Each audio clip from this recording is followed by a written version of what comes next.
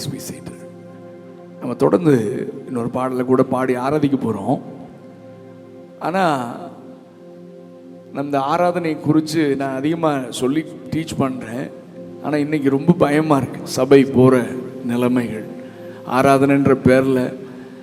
ஆராதனை என்பது என்னென்னா, நம்ம சொல்கிறோம்ல, உண்மை ஆராதிப்பேன் ஆராதிப்பேன் ஆராதனை ஆராதனைன்னு கத்துறோம்ல. எப்பா பேசுங்க, நீங்கள் பேசணும். உண்மையா சொல்லுங்க. என்ன பாடுறோம்? எல்லா பாட்டுலையும் என்னது? என்ன தம்பி சொல்லுங்க? ஆராதனை ஆராதனை நான் கேட்குறேன், என்ன சொல்ல வர்றீங்க ஆண்டவர்கிட்ட? Come on, speak to me. Lord I worship you. ஆராதனை ஆராதனை ஆராதனைன்னு கத்துறோம்ல, அப்படின்னு என்ன அர்த்தம்? நீங்க எல்லாரும் என்ன பாருங்க, நீங்க பேசுங்க, சும்மா பேசுங்க. நன்றி சொல்றீங்களா? சரி, அப்புறம் அர்ப்பணிக்கிறீங்க, தென் மகிமைப்படுத்துறீங்க. ஆராதனைன்னு சொன்னா அவருக்கு மகிமை, அப்படியா?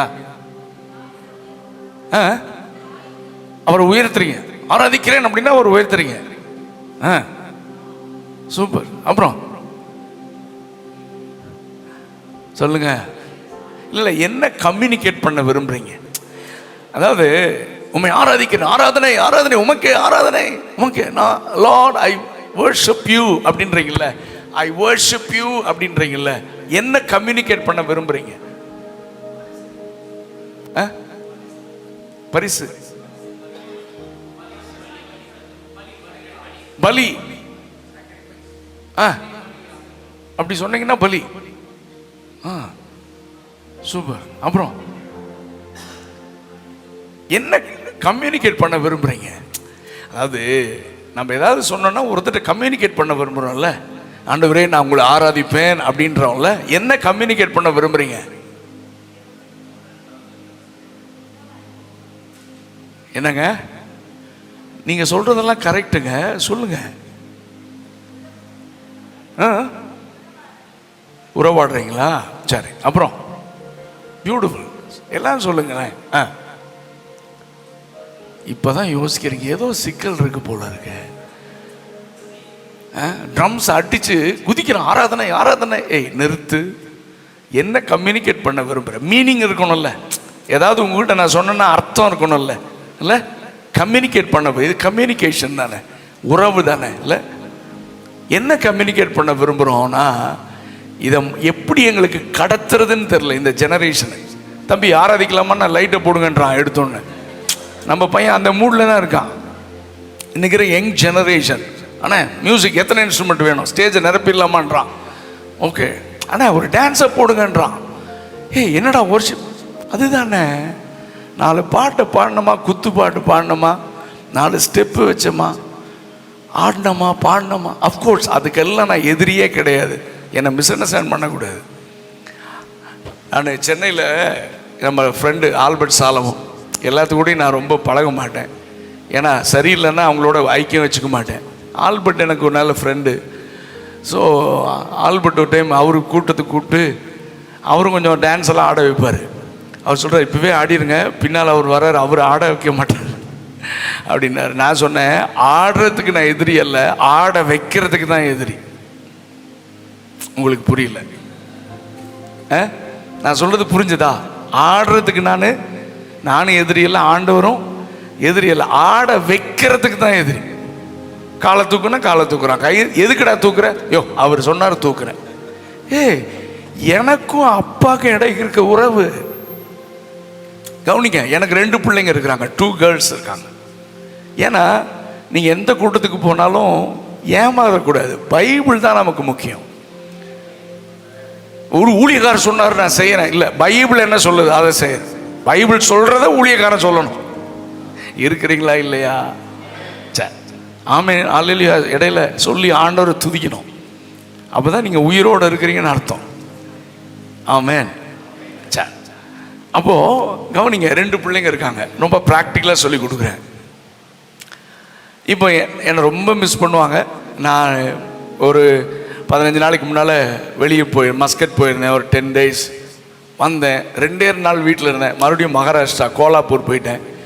அங்கே போயிட்டு ஒரு 2 நாள் இருந்தேன், மறுபடியும் இங்கே வந்துட்டேன். இன்னைக்கு நைட்டே திருச்சி, சண்டே நைட் வரைக்கும் திருச்சி. காலையில் வீட்டுக்கு போவேன், மத்தியானம் ஃப்ளைட்டு மறுபடியும் மும்பையில் மீட்டிங் இருக்குது. என்னை ரொம்ப மிஸ் பண்ணுவாங்க. இப்போ நான் வீட்டுக்கு போகிறேன், வீட்டுக்கு போய் காலிங் பெல் அடிக்கிறேன். என் பிள்ளைங்க 2 பேர் நல்லா வளர்ந்துட்டாங்க, என் தோளுக்கு வந்துட்டாங்க. அவருடைய ஓடி வந்து கட்டி பிடிச்சி, டாடி உங்களை மிஸ் பண்ணோம், அவங்க அன்பை பரிமாறிக்கொள்வோம். ஏன்னா எனக்கும் என் பிள்ளைக்கு என்ன இருக்குது? உறவு இருக்குது. சொல்லுங்கள் எல்லாரும் வாயத்தர உறவு.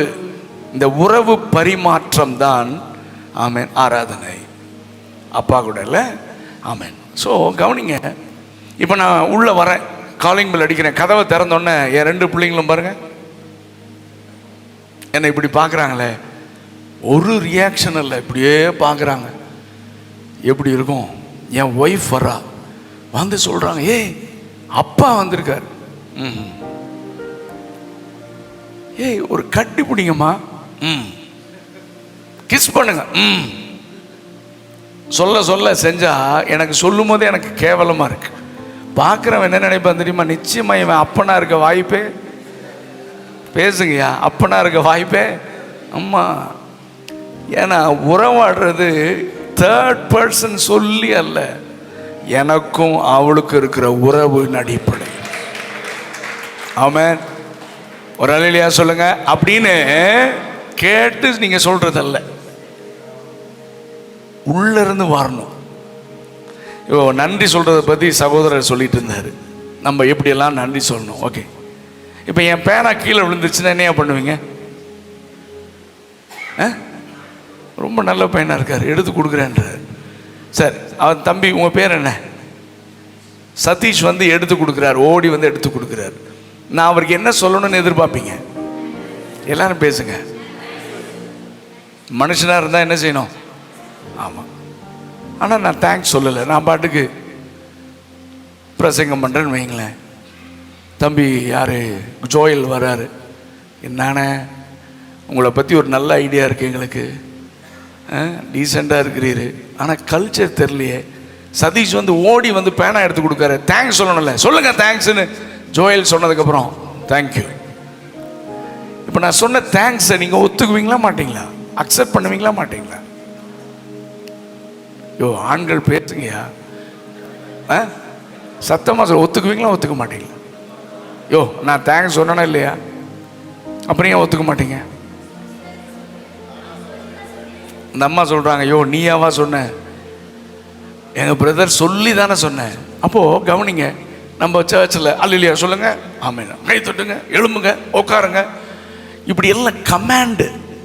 முன்னால் இருந்து அந்த ஆராதனை நடத்துறேன்ற ஒரு ஆள் பண்ணுற அட்டகாசம் இருக்கு. இன்னைக்கு இருக்கிறீங்களா இல்லையா? ஆமென். ஆண்டவர், நான் முதல்ல அப்படி பண்ணிட்டு இருந்தேன். நான் ஒன்றும் முதல்ல இருந்தேன், நான் சரியாலாம் பண்ணல. முதல்ல தப்பு பண்ணேன், திட்டுவேன் ஜனங்களை, அதை பண்ண இதை பண்ண, கண்ணை மூடு, கையை தூக்கு. நான் ஆண்டவர் சொன்ன வேலையை பாடுறா, சொல்லிக் கொடு, என் ஜனங்களுக்கு உறவை சொல்லிக் கொடு. அவன் எழும்புறதும் உட்கார்றது, முழங்கால் போடுறது, கை தூக்குறது எல்லாம் எனக்கும் அவனுக்கும் இடையே இருக்கிற உறவின் அடிப்படையில் தான் செய்யணும். ஒழிய ட்ரெடிஷ்னல் பேஸ்லையோ முன்னால் இருந்து கமாண்ட் பண்ணியோ அதை செய்ய வைக்காத. ஏன்னா உறவு ரியலாக இருக்கணும்.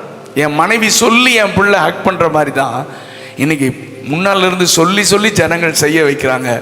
அதுதான் தவறான காரியங்கள். நான் சொல்றது உங்களுக்கு விளங்கணும்னு நினைக்கிறேன். 2வது, நான் உண்மை ஆராதிக்கிறேன்னு சொல்றது அதனுடைய என்ன கம்யூனிகேட் பண்றது தெரியுமா? ஆண்டவரே நான் உமக்காக வாழுவேன். இதுதான் ஆராதனை அப்படின்றது. நம்ம பாட்டு பாடுறது அதில் ஒரு 5%, நம்ம உடல் அசைவுகள் அதில் ஒரு 2% தான், மியூசிக் அதில் ஒரு 3% தான். அதனுடைய டோட்டல் மீனிங் என்னன்னா, நான் உங்கள் விருப்பத்தை நான் செய்வேன், உங்கள் சித்தத்தை செய்வேன், உங்களுக்காக வாழ என்னை அர்ப்பணிக்கிறேன் என்று சொல்லுகிற வார்த்தை தான் ஆராதனை.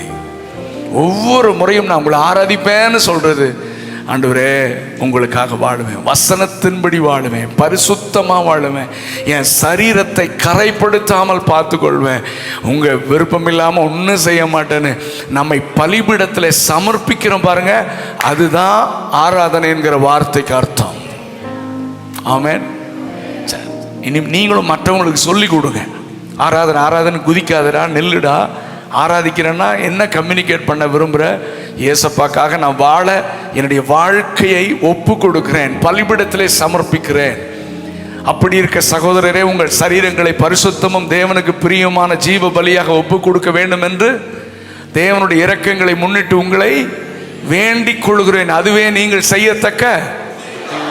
ஆமென். என் சரீரங்களை, என் அவயவங்களை, என் கண்களை, என் காதை, ஆமென், என்னுடைய அவயவங்களை பலிபீடத்தில் திரும்ப திரும்ப சமர்ப்பிப்பது. ஆமென். இன்னைக்கு நம்ம கூடி கொஞ்சம் பேர், நமக்கு நிறைய கூட்டமாக கொஞ்சம் பேர், அதை பற்றி நமக்கு கவலையே கிடையாது. நம்ம மத்தியில் கர்த்தர் இருக்கிறார். ஆமென். இடமும் முக்கியம் இல்லை, மக்கள் கூட்டமும் முக்கியம் இல்லை, கர்த்தர் நம்ம மத்தியில் இருக்கிறது தான் முக்கியம். ஆமென். ஆவியோடும் உண்மையோடும் நம்ம அவரை ஆராதிக்க கர்த்தர் நமக்கு அனுக்கிரகம் செய்வாராக.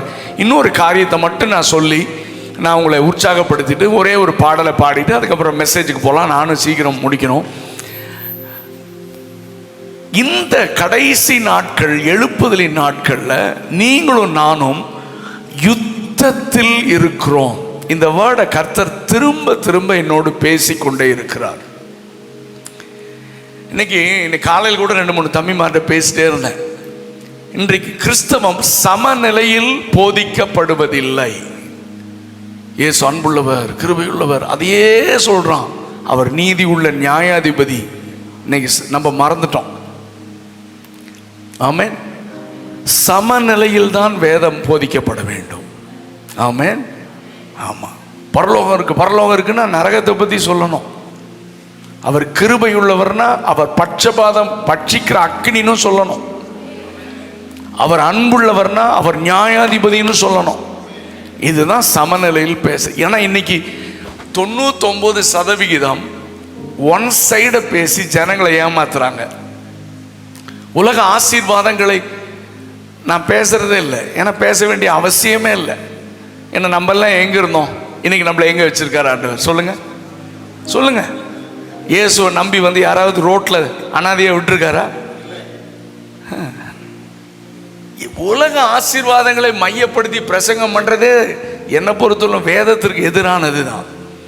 ஆண்டு சொன்ன முதலாவது தேவனுடைய ராஜ்யத்தை நீதியும் தேடு, அப்பொழுது எல்லாம் உனக்கு சரி. எல்லாம் கூட கொடுக்கப்படனா என்ன அர்த்தம் சொல்லுங்க? எல்லாமே அம்பானிட்டு இருக்கிறதெல்லாம், அதானிட்டு இருக்கிறதெல்லாம் எல்லாமே. அதனால தான் நம்ம ப்ரீச்சர்ஸ் எல்லாம் உங்கள் வீட்டுக்கு முன் ஹெலிகாப்டர் நிற்கிறத பார்க்குறேன்றான். திருட்டு பய டே, இப்போ 2 வீலர் நிற்கிறதுக்கே இடம் இல்லைடா இப்போதைக்கு எனக்கு. அப்போ எல்லாம் கூட கிடைக்கும்னு அந்த வசனத்துக்கு என்ன தெரியுமா அர்த்தம்? யா, எனக்கு எப்போ என்ன தேவையோ அவை எல்லாவற்றையும் கர்த்தர். அதாவது எனக்கு நிறைய தேவைகள் இருக்கு, உங்களுக்கு தேவைகள் இருக்கு. அந்த தேவைகளை ஆசையை தூண்டி அதிகமாக என் லிமிட்டுக்கு மேலே நான் நடந்து தான் போயிட்டு இருந்தேன். அதுக்கப்புறம் எனக்கு ஒரு சின்ன 2 வீலர் ஆண்டவர் கொடுத்தாரு. செகண்ட் ஹேண்ட் தான் வாங்கினேன். ஈவன் தோ நான் கவர்மெண்ட்டில் அக்ரிகல்ச்சர் டிபார்ட்மெண்ட்டில் ஒர்க் பண்ணிட்டு இருந்தேன். ஆனால் என் குடும்பம் பொறுப்பெல்லாம் நிறையா இருந்ததுனால அப்போ நான் ஊழியமாக செஞ்சுட்டு இருந்தேன். 2 வீலர் தான் இருந்தது. அதுக்கப்புறம் மேரேஜ் எல்லாம் முடிஞ்சதுக்கப்புறம் எனக்கு ஒரு கார் தேவைப்பட்டுச்சு. கர்த்தரே கொடுத்தார். ஒரு சின்ன வண்டி ஸ்பார்க். ஜோயலுக்கு தெரியும், மதுரையில் இருக்க நிறைய பேருக்கு தெரியும். ஏன்னா கிட்டத்தட்ட 12 வருஷமாக ஓட்டிகிட்டு இருந்தேன். இன்னும் இருக்குது.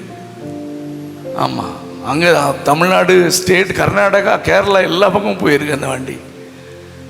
சின்ன ஸ்பார்க் வண்டி தெரியும்ல, செவர்லெட் ஸ்பார்க், அதான் வச்சுருந்தேன். அது எனக்கு போதுமாக இருந்துச்சு.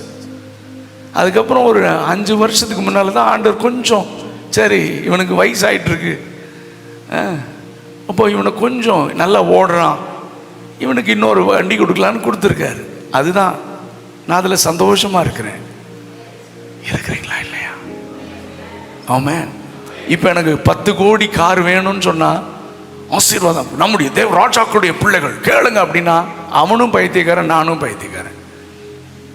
அதுக்கப்புறமேலு கடன் கட்ட முடியல, மெயின்டெனன்ஸ் பண்ண முடியல. ஆண்டவர் சொன்னார், அதனால தான் யாக்கோபு மூலமா அவனவன் தன் தன் சுய இச்சையினால இழுப்புண்டு சோதிக்கப்படும். நான் கடன் இல்லாமல் ஊழியம் செய்கிறேன். நிறைய பேருக்கு வருத்தமாக இருக்குது, பரவாயில்ல, ஏன்னா நீங்கள் சந்தோஷமாக ஆமேன்னு சொல்ல மாட்டேறீங்க. உனக்கு தான் கடன் இல்லை, நான் எதுக்கு ஆமேன்னு சொல்லணும் பார்க்க. ஏன் கடன் இல்லைன்னா ஆண்டவர் சொல்லாமல் ஒன்றும் செய்யறதில்லை. ஆமே, அகல கால் வைக்கிறது இல்லை, ஆடம்பரமாக வாழ்றது இல்லை, ஆண்டவர் கொடுக்கறதுல மனரம்யமாக இருக்க கற்றுக்கொண்டேன். இருக்கிறீங்களா இல்லையா? எனக்கு சொந்த வீடு கிடையாது, அதனால் வருத்தப்படுறதே கிடையாது. ஏன் கோயம்புத்தூரில் அத்தனை பேர் என்னை நம்பி தான் வீடு கட்டுறான். ஒரு வீடு இல்லை 2 வீடு கட்டி டூலெட் மாட்டிடுறான். சார் தயவு செய்து வாங்கன்றான். எனக்கு எப்பெல்லாம் விரும்புதோ அப்பெல்லாம் வீட்டை மாற்றிட்டே இருப்பேன் நான். ஒரு சிலருக்கு சாகரத்துக்குள்ள அவனுடைய ஒரே ஒரு நோக்கம் என்னன்னா ஒரு வீட்டை கட்டுவான், செத்து போயிடுவான். எனக்கு அதை பற்றி ரிஸ்கே இல்லை. இருக்கிறீங்களா இல்லையா? கவலை பாருங்க, கர்த்தர் கொடுத்தார வாங்கிக்கோங்க. ஆமாம், வீடு கட்டுறதுக்கு லோன் வாங்குறது தப்புன்னு நான் சொல்லலை, அதை கூட வாங்காமல் இருக்கணும்னு விரும்புகிறேன், ஆண்டவரும் விரும்புகிறாரு. இல்லை மந்த்லி நான் ஒரு 20,000 கொடுக்க முடியும்னா அதுக்கு தகுந்த மாதிரி செய்யணும்.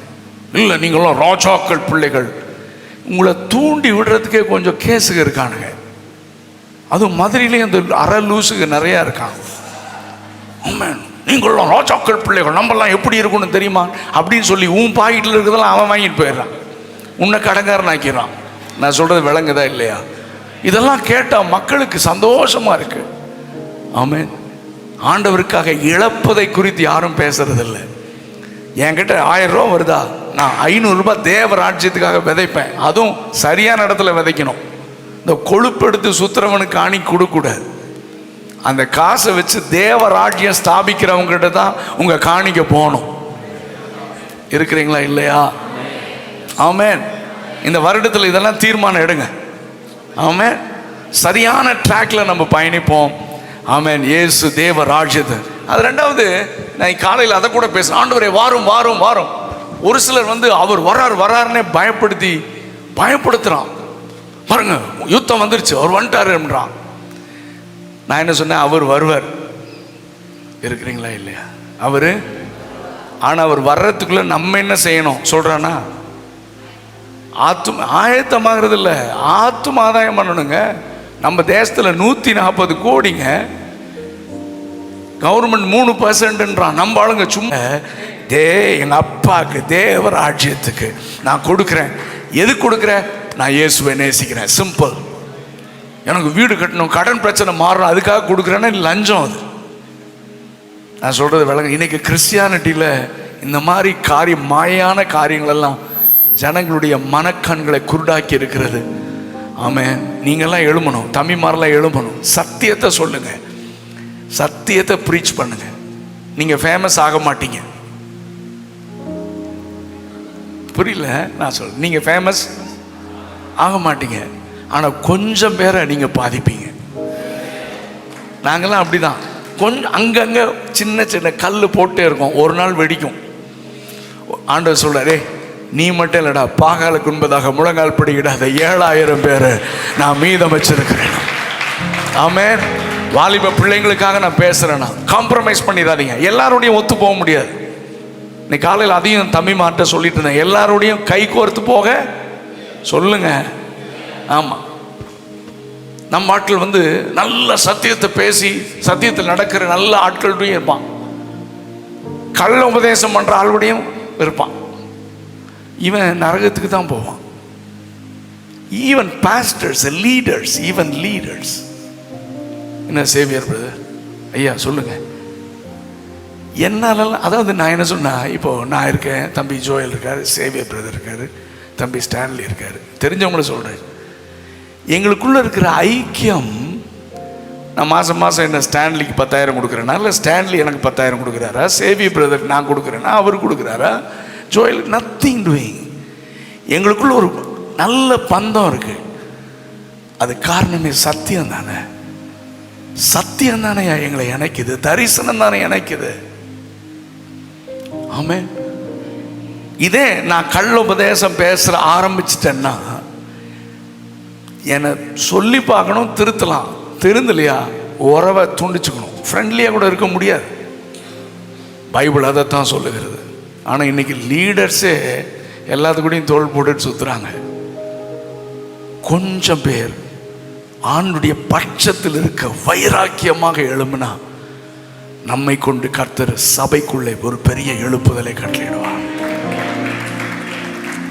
ஆண்டவர் என்கிட்ட பேசுறது என்ன தெரியுமா தம்பி? ஒவ்வொரு சர்ச்லையும் ஒரு மார்ட்டின் லூத்தர் எழுமணும்.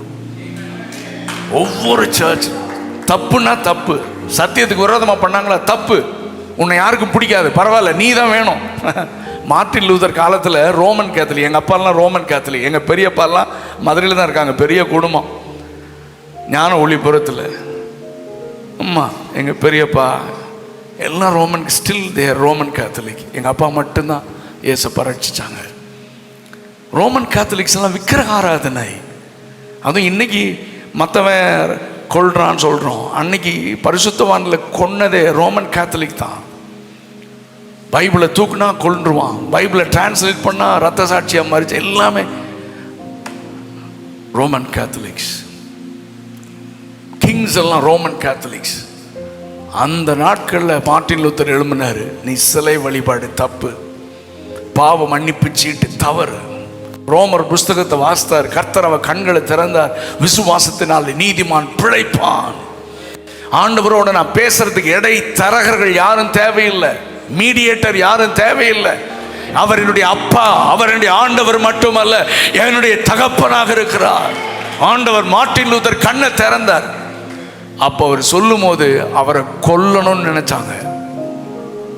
நீ சத்தியத்தை பேசுனீன்னா உனக்கு ஃப்ரெண்ட்ஸ் அதிகமாக இருக்க மாட்டான், உங்களோட நிறைய பேர் தோள் போட மாட்டான். ஆனால் பரலோகம் முன்னோடு கூட இருக்கும், பரலோகம் முன்னோடு கூட இருக்கும்.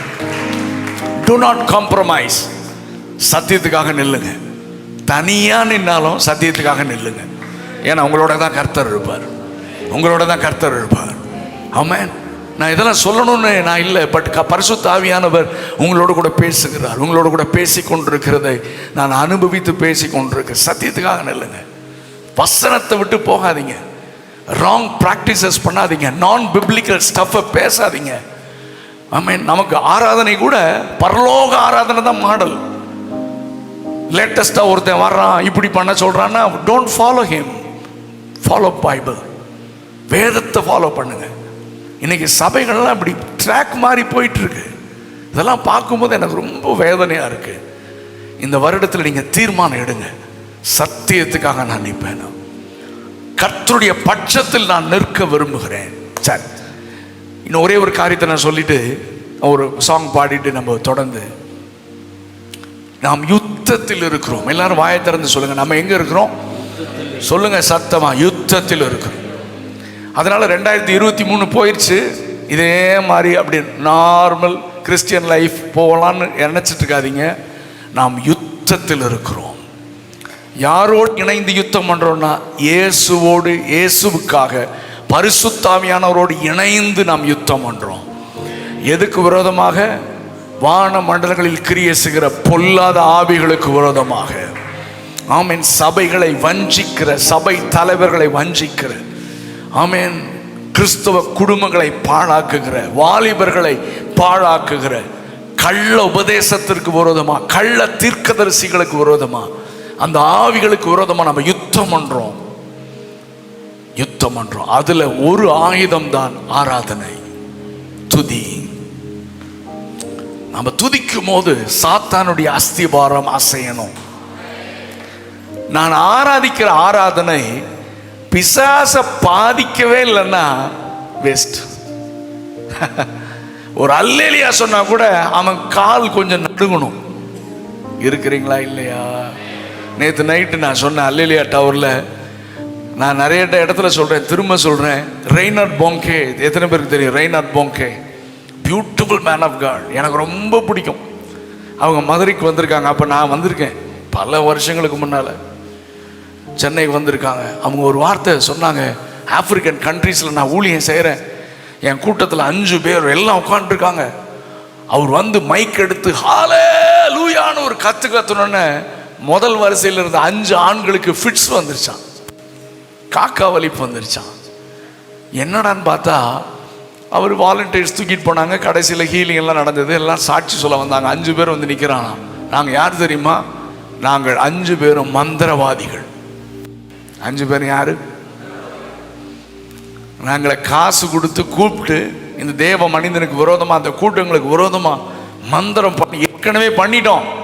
இங்கேயும் வந்து உட்காந்து பிசாசை ஏவலான்னு உட்காந்துட்டு இருந்தோம். முதல்ல பாட்டெல்லாம் பாடினாங்க, எங்களுக்கு ஒரு பிரச்சனையும். இருக்கிறீங்களா இல்லையா? முதல்ல ஆராதனையே நடந்தது, எங்களுக்கு ஒரு பிரச்சனையும். சொல்லுங்க சொல்லுங்க, வாயை திறந்துப்பேன். கேர்ஃபுல். முதல்ல ஜெபம் பண்ணாங்க, என்னென்னமோலாம் பண்ணாங்க. நாங்கள் ஜாலியாக. இன்னைக்கு நிறைய இடத்துல அப்படி தான் இருக்கான் பிசாஸ். அவனுக்கு கூட சேர்ந்து ஆடுவான்.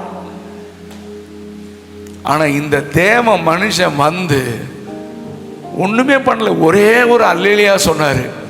எங்கள் 5 பேருக்குள்ள அத்தனை பிசாசும் துண்டை காணோம், துணியை காணோன்னு ஓடி போயிடுச்சு.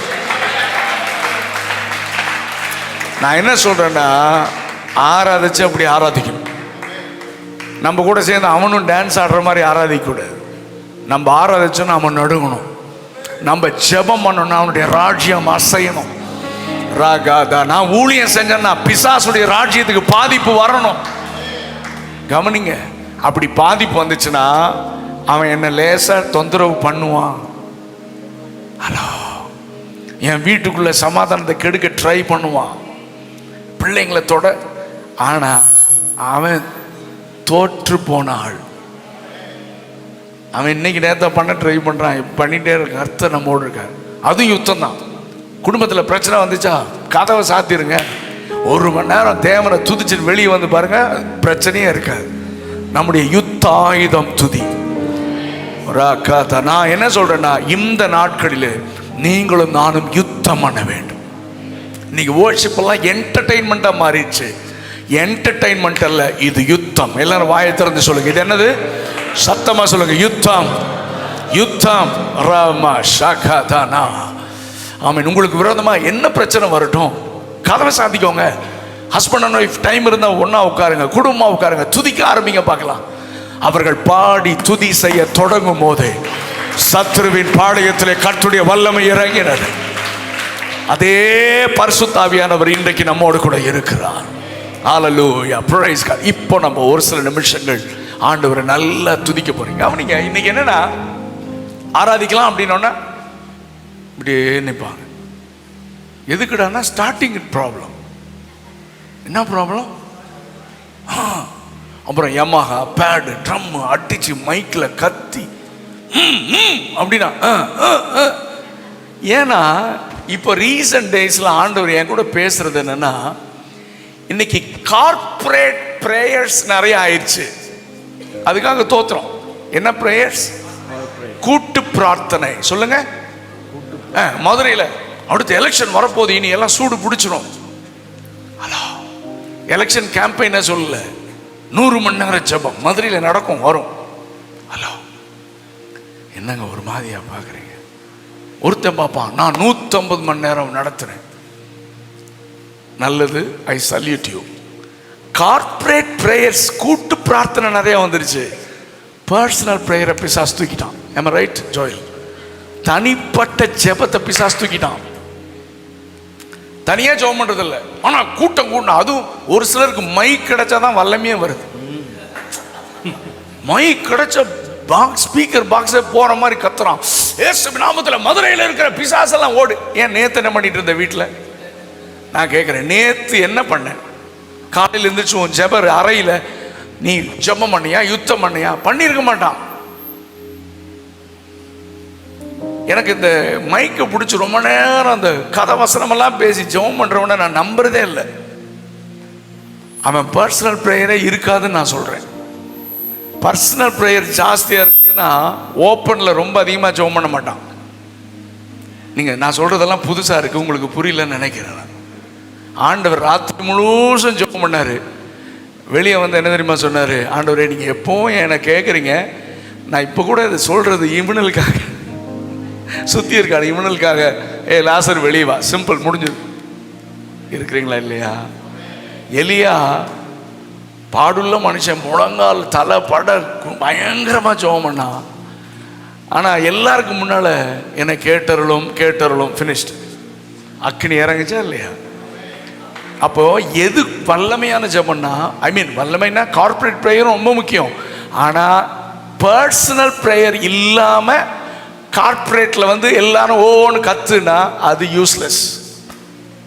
இன்னைக்கு அதுதான் பிசாசு தந்திரம்.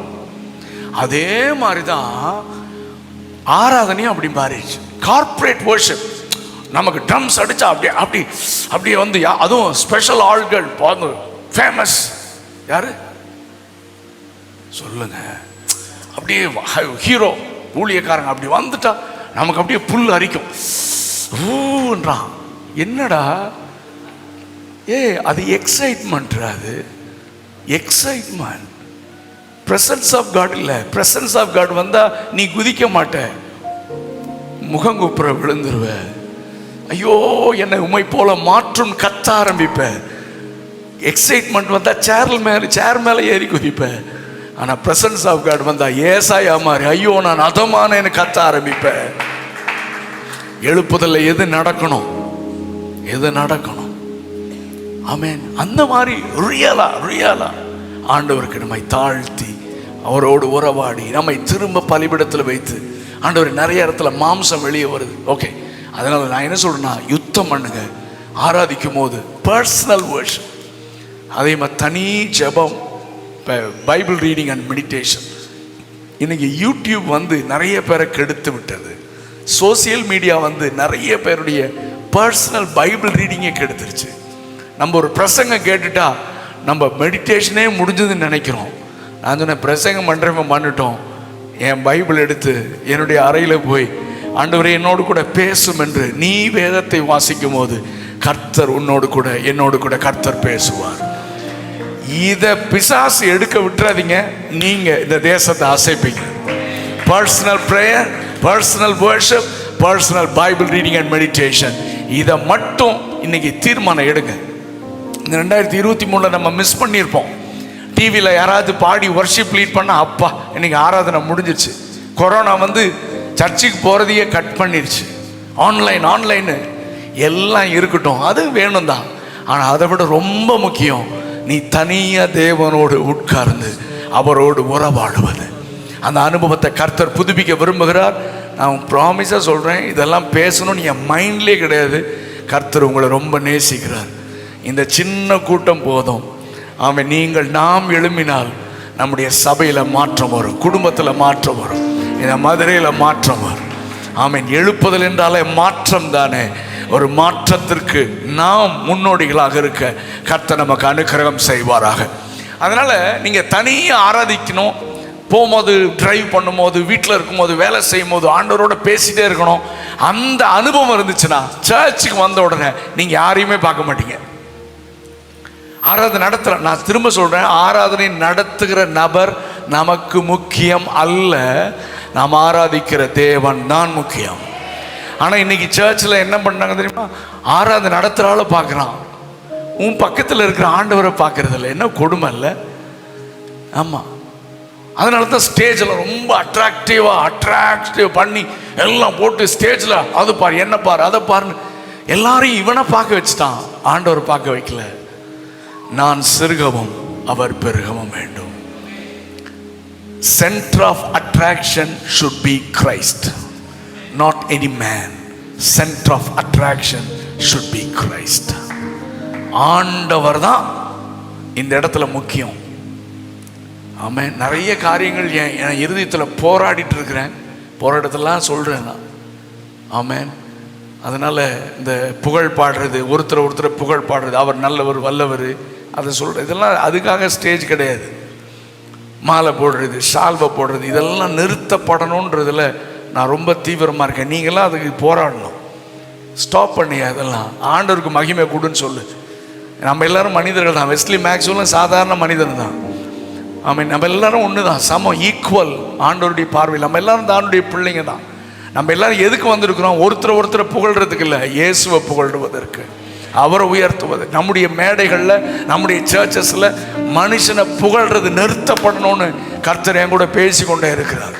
மனுஷனை ஒருத்தனை சும்மா வீண் புகழ்ச்சி தான் அது. வெளியே வந்தீங்கன்னா ஒருத்தனை திட்டிகிட்டு இருப்பான், அதெல்லாம் நாங்கள்லாம் கூட இருந்து பார்க்குறோம். ஆனால் மேடையில் பொய் பேசுவான், அதெல்லாம் நிறுத்தணும், ஆண்டவருக்கு மகிமை செலுத்தணும். இந்த மாற்றமெல்லாம் சபையில் உண்டாகணும், அதற்கு நாம் காரணமாக இருக்கணும். நீங்கள் எந்திரிச்சு சொல்லணும். ஒரு சபையில் நான் ப்ராக்டிஸ் இந்த மாதிரி நடக்குதுன்னா இது தப்புன்னு சொல்லணும். உங்களை எப்படியும் வெளியே துரத்த தான் ட்ரை பண்ணுவாங்க. இருக்கிறீங்களா இல்லையா? இவன் இருந்தான்னா நம்ம பொழப்பு போகாது, இவன் என்ன எல்லாம் சத்தியம் சத்தியன்றான், இவனை துரத்துனா பரவாயில்ல, துரத்துற வரைக்கும் பேசுங்க. ஒன்றா மாறிட்டோம், இல்லைன்னா நம்மளை துரத்துட்டோம், நம்ம இன்னொரு இடத்துக்கு போவோம், அங்கேயும் மாற்றத்தை கொண்டு வருவோம். இருக்கிறீங்களா ஐயா?